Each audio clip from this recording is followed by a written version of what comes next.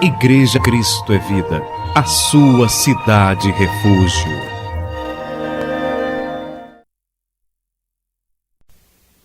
Mateus capítulo 17. Mateus 17. Versículo 19 e 20.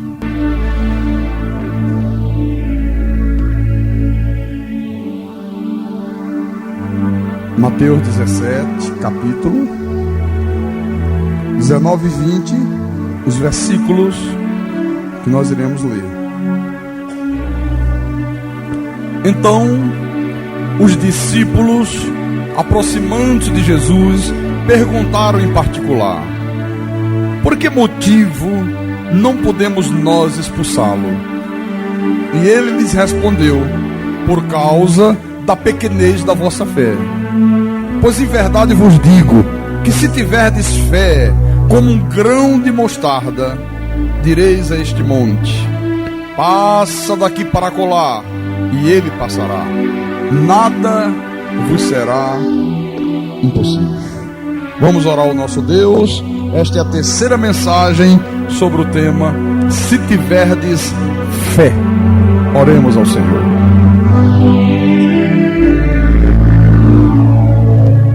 Senhor Jesus Cristo, nosso Deus, nosso Pai, nosso Rei, nosso Salvador, nosso proprietário, nosso dono, Deus sobre todo, Deus soberano, estamos aqui, Senhor, em obediência à Tua voz, em obediência ao Teu mandamento.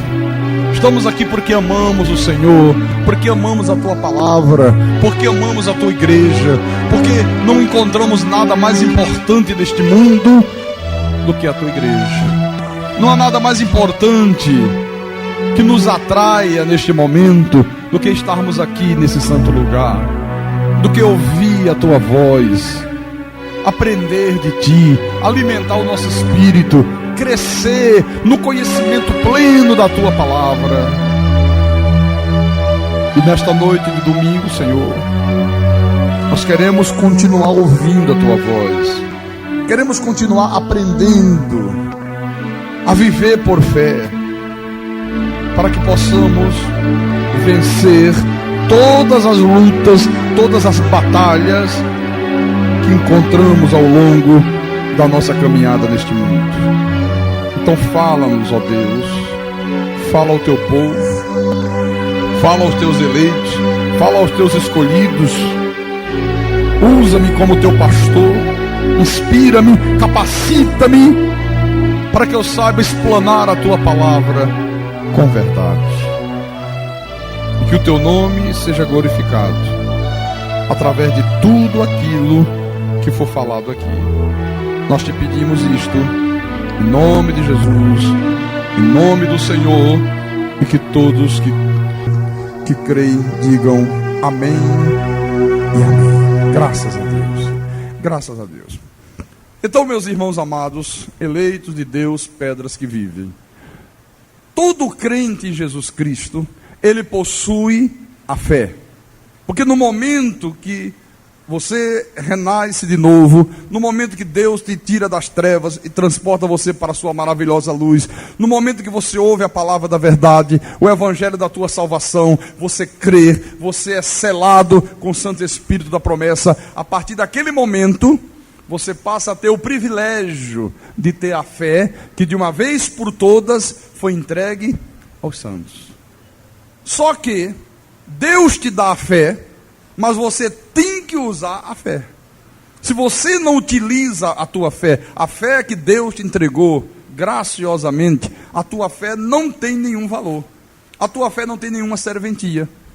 Tiago diz que a fé sem obras é morta. Não tem valor, é morta. Ela se torna uma coisa infrutuosa, ela se torna uma fé estéril. Veja que Jesus disse aos discípulos: olha, se tiverdes fé, se você tiver fé, não é que eles não tinham a fé. Jesus estava dizendo: se vocês tiverem uma fé com obras, se vocês tiverem atitudes, ainda que vocês digam aquele monte ali, ergue-te e passa daqui para acolá, ele passará. Jesus disse: nada, absolutamente nada, vos será impossível. Quer dizer então, que quando eu tenho esta fé com obras, quando a minha fé não é uma fé estática, quando a minha fé não é uma fé apenas da boca para fora, não é apenas uma fé teórica, nada me será impossível. Por que nada é impossível? Porque na hora que eu tomo atitude de fé, no momento que eu tenho a ousadia de tomar atitudes confiante na palavra, confiante nas promessas, confiante no poder sobrenatural de Deus, nada me será impossível, porque a partir daquele momento, Deus estará agindo em favor da minha vida. E se Deus é por nós, quem será contra nós? Absolutamente ninguém. Amém? Agora, veja por favor, no livro de Lucas, Lucas capítulo 8, vamos começar a ver alguns exemplos desta fé com obras, né? Esta fé que tem que ser acompanhada de atitudes. Se não tiver uma fé de atitudes, não tem valor algum. Veja só, Lucas capítulo 8, versículo 40, diz assim: ao regressar Jesus, a multidão o recebeu com alegria, porque todos o estavam esperando. Eis que veio um homem chamado Jairo, que era chefe da sinagoga, e prostrando-se aos pés de Jesus, lhe suplicou que chegasse até a sua casa, pois tinha uma filha única de uns 12 anos, que estava à morte. Versículo 49. Falava ele ainda, quando veio uma pessoa da casa do chefe da sinagoga, dizendo: tua filha já está morta, não incomodes mais o mestre.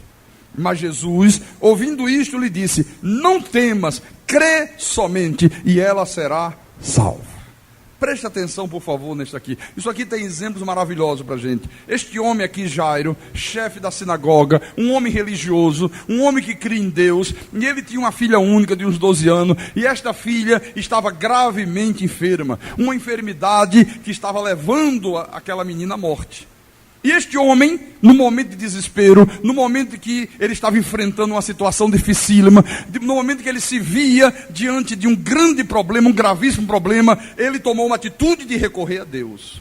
Ele foi até Jesus, ele se prostrou aos pés de Jesus, e ele suplicou que Jesus fosse até a sua casa. Agora que coisa interessante, né? Ele ainda estava falando com Jesus, quando veio alguém lá da sua casa e disse a ele: olha, Jairo, não incomode mais o mestre, a tua filha morreu. Que coisa interessante.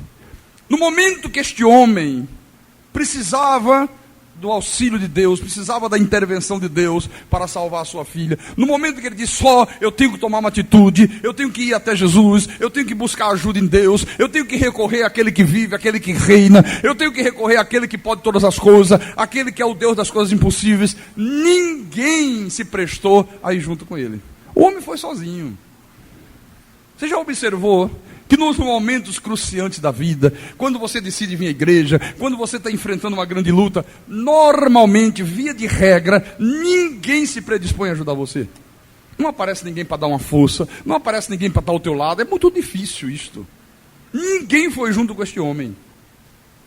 Mas na hora de trazer a má notícia, logo alguém correu para ir lá dizer: olha, tua filha já está morta, não incomodes mais o mestre, não incomodes mais ele. Mas a Bíblia diz que Jesus, ouvindo isto, lhe disse: não temas, Jairo, crê somente e tua filha será salva. Não temas, não temas, não temas. Este homem não se apavorou. Este homem, quando ouviu a notícia: a tua filha já está morta, ele não saiu correndo igual um desesperado, como normalmente qualquer pai faria. Ele não saiu aflito pelas ruas, sabe? Ele não entrou em desespero, ele não caiu num pranto convulsivo. Jesus disse: não temas, crê somente. Então, olha aí, uma fé vivida com obras. Na hora do problema, ele não ficou em casa parado. Ele não disse: Deus está sabendo, Deus está vendo, se Deus quiser salvar minha filha, que salve. Ele disse: não, eu tenho que agir, eu tenho que fazer alguma coisa, eu tenho que tomar uma atitude. Então ele foi até Jesus. Como é que você faz hoje? Nos momentos das grandes lutas, você tem que vir para onde? Para a igreja. Você tem que correr para a igreja, você tem que participar do culto, você tem que ouvir a voz de Deus, você tem que se irmanar na mesma fé, você tem que orar, você tem que suplicar a Deus, você tem que tomar uma atitude. Normalmente hoje acontece assim, quando as pessoas enfrentam uma grande luta, deixa de vir à igreja. Normalmente é assim. Porque o que houve? O irmão estava sumido da igreja, pastor. Eu fiquei uns 12 meses afastado, sabe, pastor? Começou a surgir uns problemas, sabe? Umas dificuldades da minha família, sabe? Umas complicações. E a minha mente ficou perturbada. Eu fiquei nervoso, sabe? Eu fiquei triste, fiquei desanimado. Faz 2 meses, 3 meses que eu não venho à igreja. Mas você não diz que crê? Você não diz que tem que confiar em Deus? Então você tem que colocar a tua fé em prática. Jairo colocou a fé dele em prática. Ele disse, não, eu não vou ficar parado, eu não vou ficar aqui estático, eu não vou ficar aqui chorando, pranteando aos pés da menina, ela está à beira da morte, eu vou fazer alguma coisa, eu vou até Jesus. E foi. Deve ter aparecido pessoas para dizer, não adianta, Jairo, você não está vendo que nem os médicos deram jeito, você não está vendo que os remédios não estão tendo eficácia, você não está vendo que a menina está caminhando para a morte, ela está à beira da morte, não adianta você fazer nada, tanto que ninguém foi com ele. Mas ele disse, não, eu vou recorrer a Deus. Tomou uma atitude de fé. Outra atitude de fé. Jairo, não incomode mais o mestre, a tua filha morreu. Jairo, não temas, crê somente e ela será salva. Não temas. Então Jairo não temeu. Jairo creu, Jairo ficou tranquilo, Jairo ficou sereno, Jairo ficou ali confiante de que diante dele estava o Deus da vida. Diante dele estava o Deus que podia ressuscitar a sua filha e fazer com que o milagre da vida acontecesse, que era o Senhor Jesus Cristo. Amém? Então isto é um exemplo de uma fé com obras, uma fé de atitude. E vou dizer uma coisa para você, irmãos, olha, a fé, ela é verdadeiramente demonstrada para Deus nos momentos das grandes dificuldades. Porque como é que eu vou demonstrar para Deus a minha fé nos momentos em que não tem nenhuma luta? Como é que eu vou demonstrar para Deus que eu creio em Deus, que eu acredito em Deus, que eu confio em Deus, se eu não estiver enfrentando nenhum inimigo? Se eu não estiver enfrentando nenhuma barreira, se não tiver diante de mim um mar vermelho, se não tiver as muralhas de Jericó, se não se levantar um Golias, sabe? Como é que eu vou demonstrar para Deus a minha fé? Não, a minha fé, ela só pode ser ativada, eu só posso usar a minha fé nos momentos das grandes lutas. São nesses momentos, meus irmãos, que Deus vê o quanto nós confiamos verdadeiramente nele. Nesse mesmo livro de Lucas, no capítulo 18, um pouquinho à frente, versículo 7, Jesus disse assim: não fará Deus justiça aos seus escolhidos, que a ele clamam dia e noite, embora pareça demorado em defendê-los? Digo-vos que depressa lhes fará justiça. Contudo, quando vier o Filho do Homem, achará porventura fé na terra? Olha só, Jesus, quando vier o Filho do Homem, quando ele retornar, achará porventura fé na terra? Jesus estava dizendo, achará porventura quem creia somente em Deus, achará porventura quem seja perseverante, achará porventura quem vive uma fé por obras, quem vive uma fé acompanhada de atitudes. Nós já estamos vivendo esses tempos. Irmãos, é muito difícil você encontrar nos dias de hoje fé na terra. Não é que as pessoas não tenham fé. É muito difícil você encontrar hoje quem viva uma fé de atitudes. As pessoas estão dentro das igrejas, elas dizem crer em Jesus, elas dizem confiar em Deus, mas se de repente surge um sintoma qualquer de doença, a pessoa já entra em desespero. Antes de rechaçar a doença, antes dela rechaçar o sintoma, a primeira coisa que a pessoa faz é correr para o médico. A pessoa está dentro da igreja, estou sentindo, uma coisa estranha aqui, será que é um câncer? Deixa eu correr para o médico. Mas é assim ou não é? É assim que as pessoas têm vivido. Se surge um problema na vida financeira, olha, antes da pessoa tomar qualquer atitude de fé, a primeira coisa que a pessoa faz, entra em desespero, não, eu tenho que resolver, eu vou procurar uma agiota, eu vou pegar dinheiro emprestado a 20%, mas irmão, isso é uma loucura. Não, mas é a única solução, o que eu posso fazer? Aí recorre aos agiotas, Ao invés de confiarem na palavra de Deus, alguns correm e vão fazer promessa para o Padre Cícero, outros se agarram à Virgem da Conceição, sobe o Morro da Conceição, outros vão fazer uma corrente, olha, acendem vela para as almas, né? Sem contar aqueles que dão ouvidos a outras vozes estranhas e começam a fazer simpatia para aquilo outro, sabe? Irmãos, por isso Jesus disse: quando vier o Filho do Homem, achará porventura fé na terra? As pessoas, ao invés delas crerem, como fez Abraão, ao invés delas crerem como Davi creu, ao invés delas crerem como Jairo creu, ao invés delas crerem como o centurião creu, nós vemos as pessoas aí fora buscando alcançar o favor de Deus através de sacrifícios, através de jejuns, através de vigílias, através de pagar o preço. Olha, o que este homem aqui fez? Quando a sua filha estava doente, estava à beira da morte, esse homem fez promessa para o santo.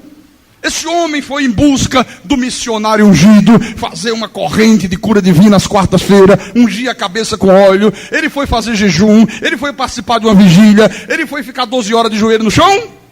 Não. Esse homem se prostrou diante de Jesus, e este homem clamou, esse homem suplicou a intervenção de Deus. As pessoas aí fora buscam alcançar o favor de Deus, direcionando a sua fé para objetos, para óleo, para água ungida, para o sal, para a mirra, para a rosa que tira o demônio. Não. Tudo isto é uma fé inútil. Se estas coisas funcionassem, meus irmãos, olha, eu vou dizer uma coisa para você, presta atenção. Se isso que se faz no mundo evangélico nos dias de hoje, se as coisas que os evangélicos fazem hoje funcionassem de verdade, o povo evangélico seria o povo mais feliz desta terra, seria o povo mais cheio de prosperidade, seria o povo mais cheio de saúde, seria o povo mais cheio de paz, seria o povo que viveria verdadeiramente como cabeça, não como cauda. E não é isso que tem acontecido. Você vê um povo sem paz, um povo sem saúde, um povo sem prosperidade, um povo vivendo como cauda. Então está provado que não funciona.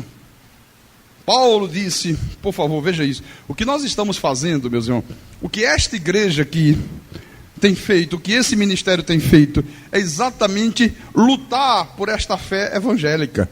Paulo disse à igreja dos Filipenses, Filipenses capítulo 1, versículo 27. Veja o que diz aqui o apóstolo. Todos acharam? Vivei acima de tudo por modo digno do evangelho de Cristo. Para quê? Ou indo ver-vos, ou estando ausente, ouça no tocante a vós outros, que estáis firmes em um só espírito, como uma só alma, lutando juntos pela fé evangélica. Quer dizer, então, que há uma fé aí no mundo, há uma fé que está aí posta na praça, que não é a fé evangélica, não é a fé dos eleitos, não é a fé que de uma vez por todas foi entregue aos santos. O que nós temos visto aí é a fé do anticristo, é uma fé falsa, é uma fé, meus irmãos, que foi introduzida no seio da igreja, no meio do povo de Deus, e que não tem absolutamente nada a ver com a fé evangélica. Então Paulo está dizendo o que aqui? Que todos nós, a igreja de Jesus Cristo, devemos lutar juntos pela fé batista.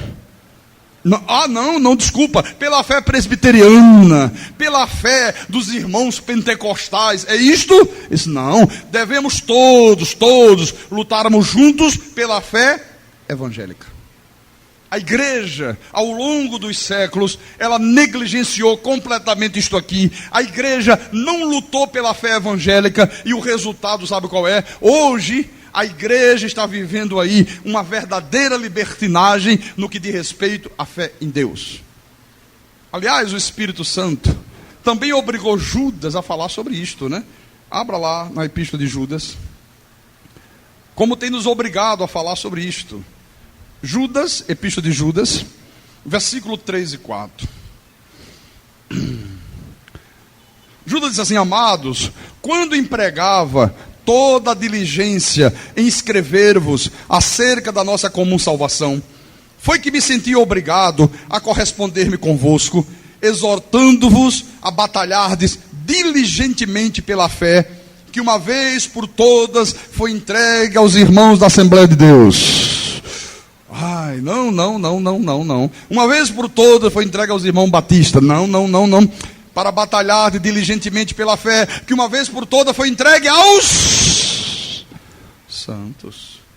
Por que que Deus incomodou Judas? Por que que Deus obrigou Judas, exortou Judas, constrangeu Judas a mudar o tema da sua epístola? Ele ia falar sobre a nossa comum salvação, e de repente, olha, eu me senti obrigado. O Espírito Santo obriga, meu irmão, a corresponder-me com vocês, exortando a igreja, para que a igreja batalhe diligentemente pela fé, que de uma vez por todas foi entregue aos santos. Por que esta necessidade? No versículo 4, pois certos indivíduos se introduziram com dissimulação, os quais, desde muito, foram antecipadamente pronunciados para esta condenação, homens ímpios que transformam em libertinagem a graça de nosso Deus e negam o nosso único soberano e Senhor Jesus Cristo.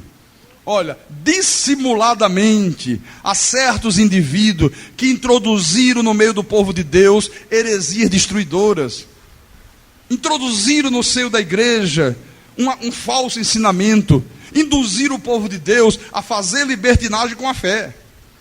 Você sabe o que é uma pessoa, meus irmãos, colocar, por exemplo, um caixão de defunto em cima de um altar chamado igreja e dizer, você que tem um problema, você que tem uma doença, você que tem uma crise financeira, você que está enfrentando uma dificuldade no teu casamento, você que tem um filho que está nas drogas, não importa o problema, você vai escrever num pedaço de papel, você vai vir aqui durante 12 semanas, você vai subir no altar, você vai colocar dentro desse caixão de defunto, no final de 12 semanas, nós vamos fechar o caixão de defunto e nós vamos enterrar no cemitério e o teu inimigo está sepultado. E as pessoas crerem nisto. Você já imaginou o que é isto? Isto é fazer libertinagem com a fé. Acho que foi seu Raimundo que contou, né? Seu Raimundo está aí. Seu Raimundo foi o senhor que me contou uma vez sobre um livro que foi enterrado debaixo do altar. É mesmo. Aqui na Mário Melo, no templo da seita universal do reino do diabo, né? O seu nome está lá enterrado debaixo do altar, né? Viu só? Como é que são as coisas da vida? Olha, ele é uma vítima disso, né? Olha só, pegar um livro, doutora Judite, e dizer para o pobre do povo de Deus que não tem conhecimento. Por isso que a Bíblia diz, o meu povo está sendo destruído porque lhe falta o conhecimento. E dizer, não, olha, esse é o livro sagrado, é o livro da vida. Dizer que é o livro da vida. Vocês vão escrever o nome aqui. Claro, vai escrever o nome, mas tem que trazer no mínimo R$100, né? Aí escreve o nome. E quando tiver o livro pronto, nós vamos enterrar debaixo do altar. Vai ficar aqui debaixo do cimento, cimentado. Os teus problemas estarão sepultados aqui. E as pessoas crerem nisto. Traga uma vassoura. Nós vamos ungir a vassoura com óleo. Vai se tornar uma vassoura de fogo. Você vai chegar em casa, você vai varrer a tua casa com a vassoura. A doença, o demônio, o capeta, o satanás, tudo vai sair da tua casa. Por isso que Deus disse, Judas, não. Você não vai falar de salvação. Você vai escrever, exortando a igreja a batalhar diligentemente pela fé, que de uma vez por todas foi entregue aos santos. Isto é a fé do anticristo. Isto é a fé, meus irmãos, do diabo. Não é a fé de Deus. Não é a fé dos eleitos de Deus. Pastor, como é que o irmão diz que é do diabo? Se nesses lugares as pessoas creem, as pessoas participam, e a gente ouve testemunho, e tem gente que colocou o nome dentro do caixão de defunto, e diz que o filho largou as drogas, tem gente que colocou o nome nesse caixão de defunto que o senhor está dizendo aí, e diz que o marido estava com a amante e voltou para casa. Como é que explica isto? Não é Deus agindo, pastor? Não é Deus se movimentando? Não. É o diabo agindo. É o diabo agindo através dos seus ministros. Eu vou te mostrar isso com Bíblia na mão. 2 Tessalonicenses, Vamos à Bíblia, né? Que, aliás, é a nossa única e exclusiva regra de fé. Capítulo 2, versículo 9. 2 Tessalonicenses, capítulo 2, versículo 9.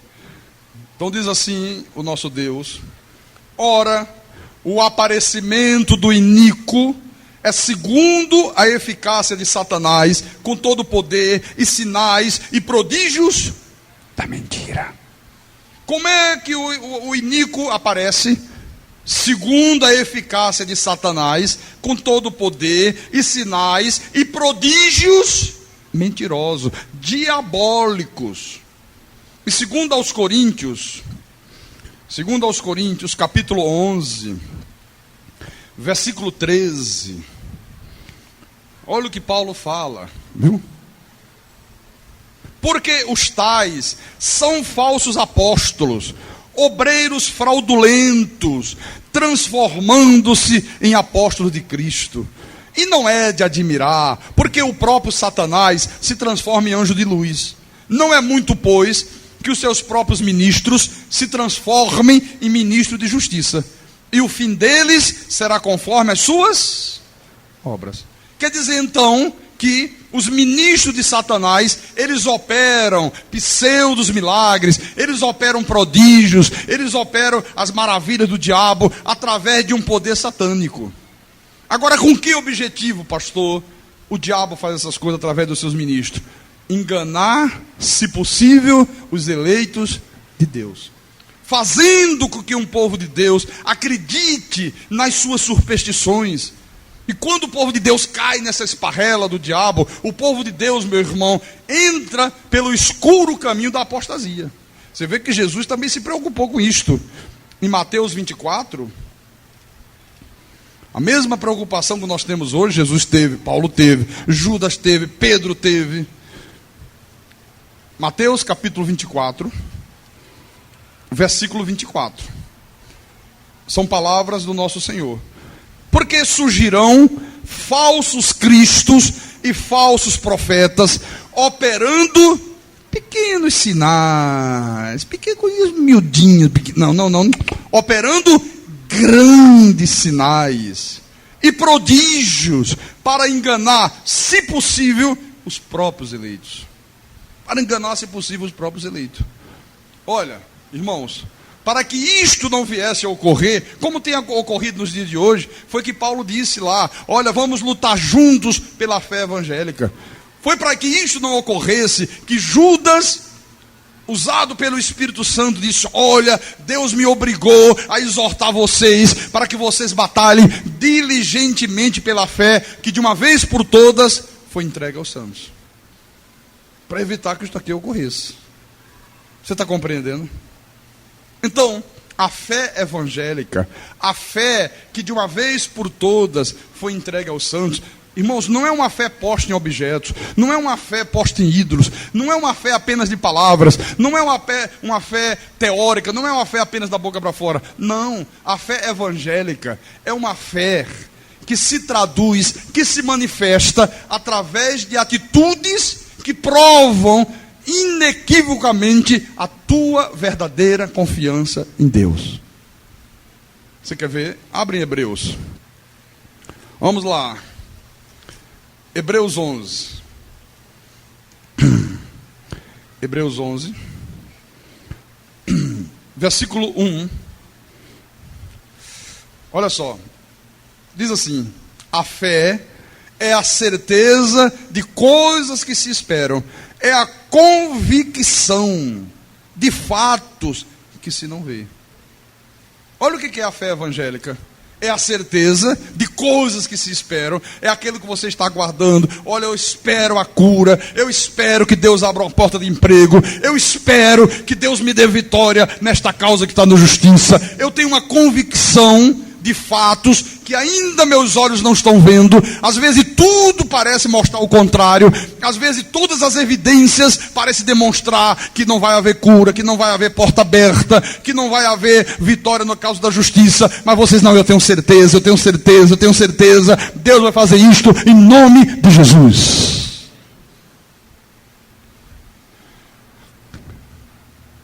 Naquela época que eu fiz aquelas denúncias contra a seita universal do Reino de Deus, então eles ficaram com ódio de mim, né? E eles começaram a me perseguir, e eles queriam de todo jeito, né, se vingarem. E eles entraram com uma causa aqui na justiça, em Recife, um processo por injúria, calúnia e difamação. E como os filhos do diabo são muito sagazes, eles são espertos, né? Então, eles não podiam me acusar dizendo que tudo era injúria, calúnia e difamação, de tudo. Então, aquilo que eles sabiam que eu tinha como provar, eles ficaram quietos. Mas aquilo que eles disseram, isso aí, ele não tem provas concretas. Como é que ele vai provar? Vamos pegá-lo por aí. Aí entraram dizendo que eu estava caluniando, que eles não pegaram o dinheiro das drogas da Colômbia, e pegaram. Só que não tinha prova concreta. A prova era eu e minha mulher. A prova testemunhal. Nós vimos. Então, aí entraram, né? E como eu não tinha na época, né, advogados que defendessem, a coisa começou a correr. Olha, e a coisa foi lá para as tantas. Nós conhecemos alguém aí do tribunal, e essa pessoa disse: olha, o pastor vai se dar mal. Está tudo armado para o juiz condenar o pastor. E vai condenar, e o pastor vai passar maus lençóis. Mas como é que pode? Olha, o juiz que está dirigindo o processo, ele é irmão do advogado da seita, e está tudo tramado, uma trama violenta. Olha, ele vai condenar, ele já disse que vai condenar o pastor. Irmãos, estava tudo pronto, tudo absolutamente pronto. Mas quanto mais essas más notícias vinham, mais eu dizia: Deus não desampara o justo. Eu dizia: não tem problema, se condenar tem um propósito de Deus aí, porque a Bíblia diz: tudo coopera para o bem daqueles que amam a Deus. Eu não temia nada. Olha o que aconteceu. O último dia que o juiz tinha para dar a sentença era amanhã, um exemplo, né? Amanhã era o último dia. Na véspera, o juiz saiu do tribunal, foi para casa, disse que em casa, à noite, ele recebe um telefonema do desembargador e diz: olha, rapaz, houve um imprevisto, eu preciso de você amanhã de manhã, na cidade tal do interior. Nem voltou mais na vara lá. O doutor foi direto de casa para lá. E não pôde mais voltar, não pôde mais dar sentença nenhuma. O outro assumiu e disse: ó, mas isso aqui está errado. Não estão dando oportunidade desse homem se defender. Não, abre mais prazo para ele. Quando abriu mais prazo, prescreveu o tempo. Aí teve que ser arquivado. Isto é o quê? Uma ação sobrenatural de Deus. Amém? Amém, meus irmãos? Então, veja só, por favor, em Gálatas, na epístola aos Gálatas, capítulo 3, versículos 6 e 7. Estamos falando de uma fé com obras, uma fé com atitudes. Diz assim: é o caso de Abraão, que creu numa rosa ungida, que creu em 12 horas de jejuns.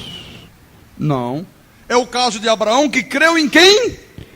Em Deus, e isso lhe foi imputado para a justiça. Sabeis, pois, que os da fé é que são filhos de Abraão. Olha só, os da fé, os da mesma fé que teve Abraão, é que são filhos de Abraão. Então Abraão, ele viveu exatamente aquela fé que Jesus ensinou a Jairo: não temas, crê somente. É o caso de Abraão, que creu em Deus. Abraão creu em Deus. Amém? Creu em Deus. Em todas as circunstâncias da vida desse homem, ele creu em Deus. Ele tomou atitudes. Ele não temeu obedecer a palavra do nosso Deus. Ele não temeu confiar nas promessas de Deus. Em Romanos capítulo 4, sabe, eu acho fantástico o exemplo de Abraão. Romanos capítulo 4, versículo 18, diz assim: Abraão esperando contra a esperança. Você sabe o que é alguém esperar contra a esperança? Você sabe o que é isso? Não tem esperança, não tem jeito, não tem saída. Olha, esqueça, não. Tudo está mostrando que não tem jeito, tudo está mostrando que não tem saída, mas eu vou esperar em Deus, mesmo contra a esperança. Esperando contra a esperança, creu. para vir a ser pai de muitas nações, segundo lhe fora dito. Assim será a tua descendência. E sem enfraquecer na fé, embora levasse em conta o seu próprio corpo amortecido, sendo já de 100 anos e a idade avançada de Sara, não duvidou por incredulidade da promessa de Deus.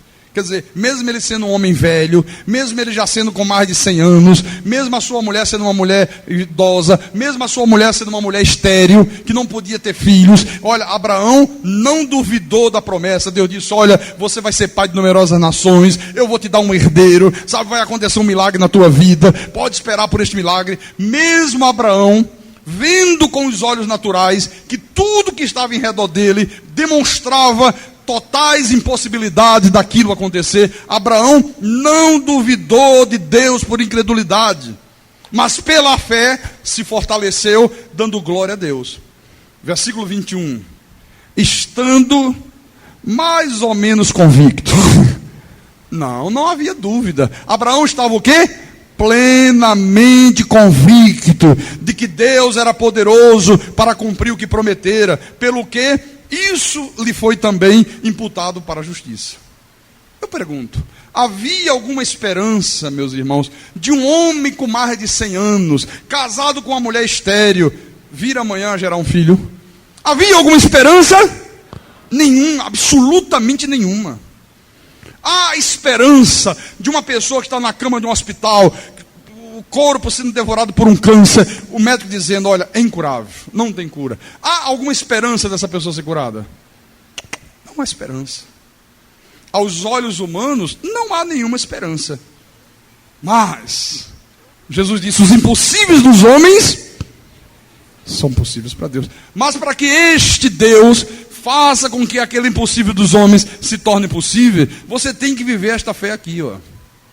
Você tem que esperar contra a esperança. Você tem que crer, mesmo que todas as evidências demonstrem o contrário. Você tem que ter a certeza, você tem que ter uma convicção aqui dentro. E mais do que isto, você tem que tomar atitudes que provem que realmente você acredita que Deus vai fazer o milagre acontecer. Amém? Continuando, veja por favor também Gênesis. Vamos lá para o primeiro livro da Bíblia.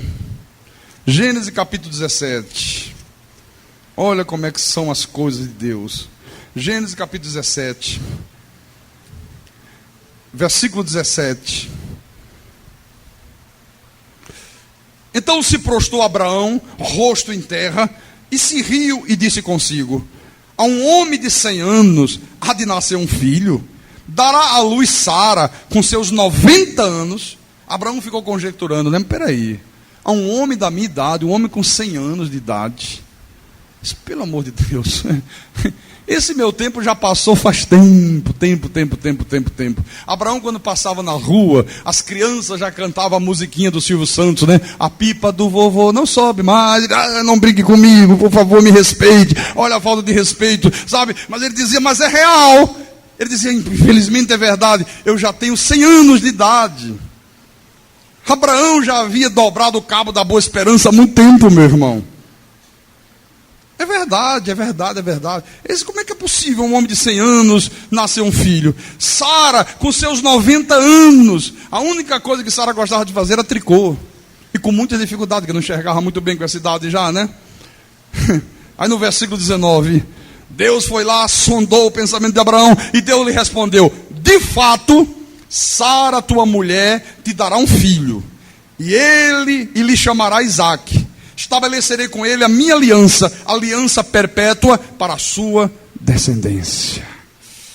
Abraão, não fique conjecturando, não fique levando em conta aquilo que os teus olhos naturais enxergam, não fique levando em conta o que os teus ouvidos naturais ouvem, não fique levando em conta o que o teu corpo natural sente. Porque de fato, Sara vai te dar um filho. E tem mais, este filho, você vai chamar ele de Isaque. Depois, no capítulo 18, vira a página um pouco à frente, versículo 11. Abraão e Sara eram já velhos, avançados em idade, e a Sara já lhe havia cessado o costume das mulheres. Riu-se, pois, Sara no seu íntimo, dizendo consigo mesma: depois de velha, e velho também o meu Senhor, terei ainda prazer. Como é que é possível? Como é que isso vai acontecer? Meu Deus do céu, depois de eu, a mulher nessa idade, meu marido também já é super velho, e nessa idade nós ainda vamos sentir prazer, nós ainda vamos sentir atração, nós ainda vamos sentir desejo por essas coisas. Versículo 13. Disse o Senhor a Abraão: por que se riu Sara, dizendo: será verdade que darei ainda a luz sendo velha? Versículo 14. Acaso para o Senhor a coisa demasiadamente difícil? Irmãos, para Deus a coisa demasiadamente difícil? Não, absolutamente não. É difícil para Deus fazer um paralítico andar? Não. É difícil para Deus abrir a porta de emprego para uma pessoa? Não. É difícil para Deus restaurar um casamento? Não. É difícil para Deus abrir os olhos de um cego? Não. Não há nada difícil para Deus. Ele é Deus. Ele é o Todo-Poderoso. Ele é o Deus, Criador dos céus e da terra. Aí ele diz: daqui a um ano, neste mesmo tempo, voltarei a ti e Sara terá um filho. Olha, irmãos, não duvide das promessas de Deus. Quando a Bíblia diz que tu és mais do que vencedor, creia nisto. Olha, pode se levantar o mundo inteiro contra você. Diga: eu vou vencer o mundo inteiro, porque a minha Bíblia diz, o meu Deus promete que eu sou mais do que vencedor, em nome de Jesus Cristo. Em frente, meu irmão, seja a luta que for, seja o problema que for, seja o inimigo que for, não tema, se agarre à promessa de Deus, confesse com a tua boca e creia contra a esperança. Olha, um pouquinho à frente, no capítulo 21, versículo 1 em diante. Visitou o Senhor a Sara como lhe dissera, e o Senhor cumpriu o que lhe havia prometido. Sara concebeu e deu à luz um filho a Abraão na sua velhice, no tempo determinado de que Deus lhe falara. Ao filho que lhe nasceu, que Sara lhe dera à luz, pôs Abraão o nome de Isaque. Olha só, Sara concebeu, deu à luz um filho a Abraão na sua velhice, no tempo determinado, como Deus havia falado, como Deus havia dito. Quer dizer, Deus cumpriu a sua promessa. Deus cumpriu a sua palavra. Em Hebreus, vamos lá na epístola de Paulo aos Hebreus.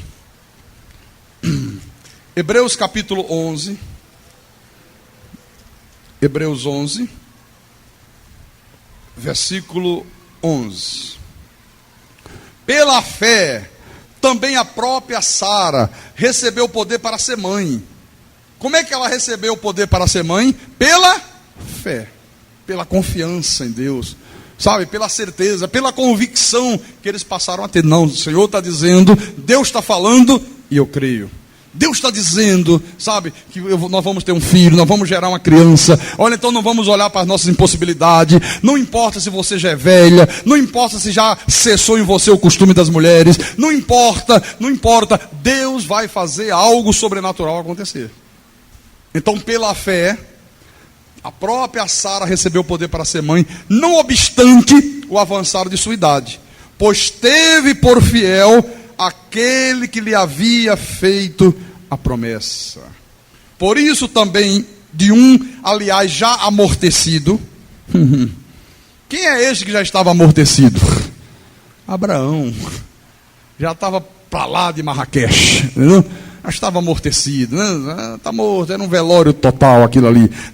Saiu uma posteridade tão numerosa como as estrelas do céu, e inumerável como a areia que está na praia do mar. Você vê, irmãos, é desta forma que a fé funciona. É desta maneira que Deus age. Você não vê na Bíblia nenhum milagre, nenhuma manifestação sobrenatural de Deus que não seja como resultado de uma atitude de fé. Procure na Bíblia. Veja na Bíblia. Todas as manifestações de Deus, todas. Quando não houve atitude, Deus não se manifestou. Quando as pessoas não creram, quando as pessoas não demonstraram a sua fé com atitudes, com uma ação, não houve a manifestação sobrenatural de Deus. Então, se você crê apenas de uma forma teórica, se a tua fé se limita a dizer, eu creio, e não tem atitudes, você nunca vai ver Deus se manifestar na tua vida. Você nunca vai ver o sobrenatural de Deus. Eu disse aqui de manhã, se Davi não tivesse enfrentado Golias, se ele não tivesse tido a coragem, a ousadia, mesmo sem ser um soldado, se apresentado ao rei Saul e ter dito, eu quero enfrentar, eu quero lutar contra este homem, eu quero lutar contra esse guerreiro. Se ele não tivesse feito isso, Davi não estaria aqui preenchendo uma das mais belas páginas da história bíblica. Ele não estaria aqui. Ele não faria parte da galeria dos heróis da fé. Mas como ele tomou uma atitude, puxa, não tenho arma, não tenho lanças, não fui treinado, não servi ao exército ainda, sou jovem, sou inexperiente nesta coisa de guerra, nesta coisa de lutar, mas eu vou pela fé. Pega aí 5 pedrinhas no riacho, pega a minha funda, e a única arma que eu sei usar vai ser esta aí. E foi.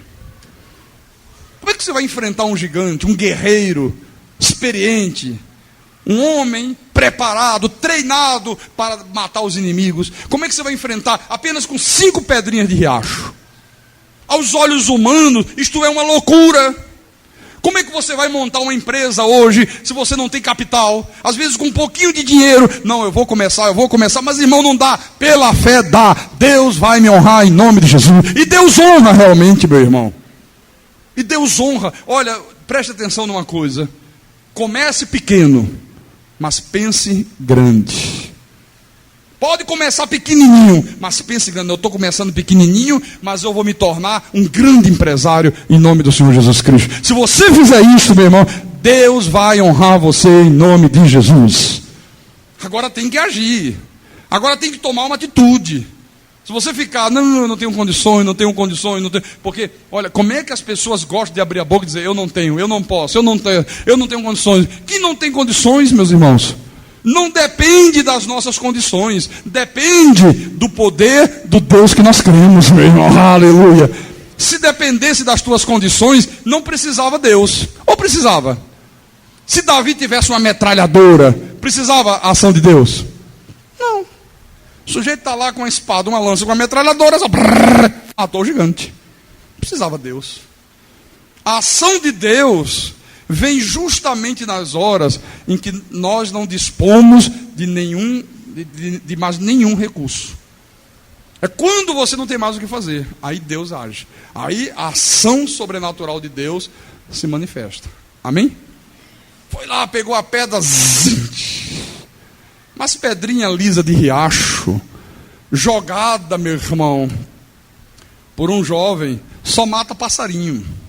E olhe lá, se o passarinho for meio invocado, leva a pedrada, não sai de lá meio zambeta, mas sai bem. Não morre não. E como é que a pedra matou um gigante? Aí entra o sobrenatural de Deus. Em primeiro lugar, um homem com armadura de aço, como se usava os guerreiros daquela época, né? A cabeça protegida por um capacete de bronze, muito bem protegido. De repente, no único lugar onde não havia o aço, a pedra bateu. Segundo lugar, a Bíblia diz que a pedra se encravou na fronte do gigante. Quer dizer que na hora que ele jogou, Deus disse, agora você vai ver como é que Deus age. Agora essa pedrinha aí que só mata passarinho, vai pegar uma velocidade de uma bala de fuzil R-15. E a pedra, pá, e tum, entrou da cabeça do sujeito lá e matou. O sobrenatural de Deus. Amém, meus irmãos? Igreja de Jesus, creia nisto, meu irmão. Olha, viva uma fé com obras, não viva uma fé estática, não fique nesta de ficar estagnado. O povo de Deus tem mania de, na hora dos problemas, não, vamos orar. Sim, nós oramos, mas a oração, meu irmão, sem atitudes, não funciona. Povo de Deus diante do mar vermelho, aí Moisés, vou clamar a Deus, começou a clamar. O que Deus disse? Moisés, por que clamas a mim? Você não já sabe que tem que agir por fé? Por que você fica aí orando? Diz ao povo que marche, e tu estende o teu cajado e divide as águas do mar. Aleluia. O povo de Deus é só, vamos orar. Um problema ali, vamos orar. Orar não, você tem que enfrentar o problema. Pastor, eu estou desempregado. Pastor, estou desempregado. A crise está grande, sabe? O mundo inteiro está mergulhado numa crise total, né? E eu estou, pastor, numa situação difícil. Olha, a gente vê aí na televisão as notícias, as empresas falindo, o número de desempregados crescendo a cada momento. Está difícil, pastor. E o que você está fazendo, meu irmão? Você crê que Deus pode abrir uma porta de emprego? Creio, pastor. E o que você está fazendo se você crê? Estou orando. Ah, estás orando, é? Sabe quantas vezes Deus vai abrir? Nenhuma. Pastor, mas não é para orar? É. Mas por que clamas? Vamos lá, marcha, Moisés. Manda o povo marchar. E você estende o cajado, rapaz. Estende o cajado toma uma atitude. Você tem que sair, você tem que ir à luta, sabe? Olha, eu vou comprar o jornal, vou ver todo dia os classificados, eu vou bater numa porta, eu vou bater em outra, eu vou distribuir meus currículos pelas empresas, sabe? Eu vou fazer aquilo que compete a mim fazer, crendo que Deus vai abrir uma porta em nome de Jesus. Amém, meus irmãos? Crendo que Deus vai abrir uma porta em nome do Senhor Jesus. Eu creio assim. Olha, pode surgir a dificuldade que for, eu estou sempre crendo. Não, Deus está no controle, Deus vai fazer alguma coisa. Agora, aquilo que compete a mim fazer, eu faço. Eu não fico parado, orando, não. Eu oro e ajo e tomo atitude. E quando você ora e age, é impossível Deus não se manifestar em teu favor, em nome do Senhor Jesus. Amém? Então, a fé sem obras é morta. Em Hebreus capítulo 11, versículo 6, Hebreus 11, 6, Paulo diz assim: de fato, sem fé é impossível agradar a Deus. Qual é a única forma que nós temos de agradar a Deus? É quando nós vivemos pela fé. E viver pela fé significa tomar atitudes. Tomar atitudes. Se eu não tomar atitudes, a Bíblia diz, é impossível agradar a Deus. Não é tomar atitude de fazer jejum. Não é tomar atitudes de participar de vigília. Não é isso não. É tomar atitudes, meus irmãos, respaldado na palavra. Levantou um Golias, vou enfrentá-lo. Ainda hoje Davi disse para o gigante: o Senhor entregará a tua vida nas minhas mãos. Eu vou cortar a tua cabeça, ô incircunciso filisteu. Eu vou derrotar você, rapaz. Eu com 5 pedrinhas aqui, eu não sei como isso vai acontecer, mas eu sei que vai acontecer. Deus está no controle, Deus vai fazer o sobrenatural acontecer e a vitória será minha, em nome do Senhor Jesus. Uma atitude de fé. Porquanto é necessário, olha, é necessário que aquele que se aproxima de Deus, aquele que diz que crer, né, creia que Deus existe e creia que Deus se torna galardoador dos que o buscam. Então você tem que crer nisso. Deus existe, sabe? Eu estou me aproximando de Deus, eu estou buscando em Deus a solução dos meus problemas, eu estou confiando em Deus, eu creio que Ele existe e eu creio que Deus, Ele se torna galardoador de todos aqueles que creem, de todos aqueles que tomam atitude de fé. Deus não desampara os seus, meus irmãos. Agora tem que tomar atitude. Se você não tomar atitude, você vai passar a tua vida toda assim, ó, para baixo. A vida toda para baixo. Quando eu terminei o culto de hoje de manhã, atendi as pessoas, já eram quase 2 horas da tarde, aí atendi a última pessoa. Aí foi falar comigo. Ah, pastor, eu vim aqui, senti de Deus falar com o irmão. Olha, pastor, não sei o que. A minha vida está assim, a minha vida está assado. O demônio está agindo, o inimigo está fazendo isso, o inimigo está fazendo aquilo. E eu vou dizer uma coisa, eu só conheço a Bíblia, eu só conheço a verdade. O que está acontecendo na minha vida, pastor, são maldições hereditárias. Aí eu digo, ok, minha senhora, primeira coisa, eu conheço realmente a Bíblia. Não tem maldições na tua vida. Tem, pastor? Como é que o senhor diz que não tem? Onde é que está isso, minha irmã? Não está lá, não sei aonde, Levítico, não sei o quê. Eu digo, mas a irmã não sabe o que aconteceu na cruz. A irmã não leu Romanos, que o Senhor já nos resgatou da maldição. Não tem mais maldições na nossa vida. Também não é o demônio que está, não, pastor, o senhor não crê no demônio? Eu digo, a senhora assistiu o culto? Ela disse, não. Eu vinha passando aqui e Deus me inquietou a falar com o senhor. De onde a senhora está vindo? Eu estou vindo ali do reino do inferno. Do reino do inferno, muito bem. Do reino de Satanás. Eu digo, é por isso que a sua vida está assim. Aí fiquei quase 1 hora com essa senhora, mostrando na Bíblia. E eu digo, minha irmã, tu és uma abençoada, tu és mais do que vencedora. Sabe, o maligno não te pode mais tocar, minha irmã. Pastor, e por que minha vida está assim? Eu disse para ela, o meu povo está sendo destruído porque lhe falta o conhecimento. A irmã tem que vir aos cultos dessa igreja, a irmã tem que aprender da palavra, a irmã tem que mudar esta confissão, a irmã tem que aprender a viver por fé.